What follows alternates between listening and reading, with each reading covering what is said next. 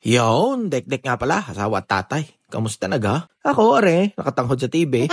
Kakatapos lang magsampay. Enjoy na enjoy ako din sa pinapanood ko sa Netflix. At syempre pa, nakatawag na naman si Galeng, si Mrs. At may panibagong utos. Oh no! Nagpapaluto ng merienda. Ang utos niya ngayon ay magluto ng adobong paa ng manok. Ay maigi na laang at nakabili ako sa Asian store ng frozen na paa ng manok.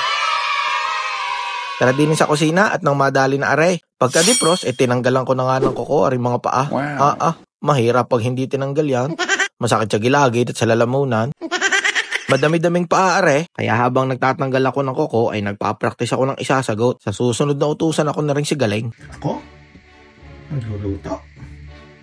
Tigil mo ako? Ako? Nagluluto? Tigil-tigalan mo? Ako masusunod. Ikaw magluto. May sasagot pa eh. Ikaw magluto. Ikaw magluto. Ikaw magwalas. Sasagot pa eh. Ang tanong laang kaya ko kayang gawin sa tunay na buhay? Lasa ko'y hindi. Siya, balik na ako sa katotohanan. Pagkatapos ko aring kukuhan, ay ginayat ko na ang sibuyas. Aywan ko kung naglalagay ko yun ng sibuyas sa garne. Pero ako nilalagyan ko. Ay ano pa, nagayat ko na Hayaan nyo na. Tapos bawang. May nakasiksik nga pala akong dahon ng laurel din Ayan. Hahaluan ko na din ng puso at atay ng manok, yung naluto na. Abay, hugasin na ang sangkalan at baka mautas. Yon, bali ang hinanda ko din ay langis, sibuyas, bawang, paminta, Chinese 5 spices. Or 5 spices Chinese. Or basta 5 spices na Chinese powder. Asukal, mas maganda kung pula, toyo, suka, chili flakes, yung paa ng manok, tsaka aring nilamutak na mangga. Abay, bakit nandini are? Hindi are kasama. Okay, yung sindihin ang kalaan. Ba ayaw? Yon, buhusin langis, bagsakay ang bawang, tapos sibuyas, tapos yung mga paa ng chicken. Ay yung sibuyas ay kayo na ang bahala kung gusto ninyo ilagay. Kanya-kanya lang yan. Kapag medyo pagana at nagkulay brown-brown na yan, buhusan nyo na ng tuyo. Tansyahan lang ako Tapos tubig. Tapos yung laurel.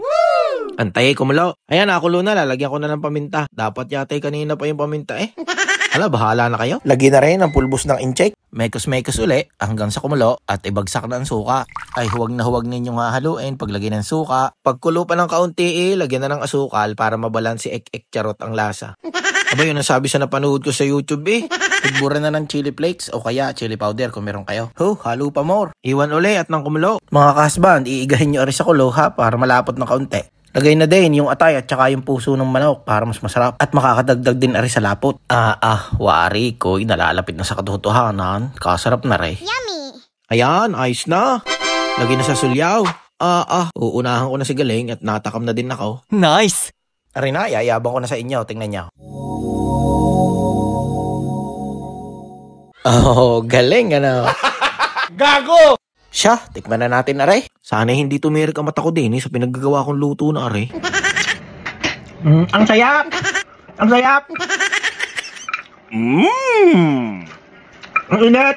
Yun, ayos na. Siya, salamat. Bukas ulit. Hanggang sa susunod na utos.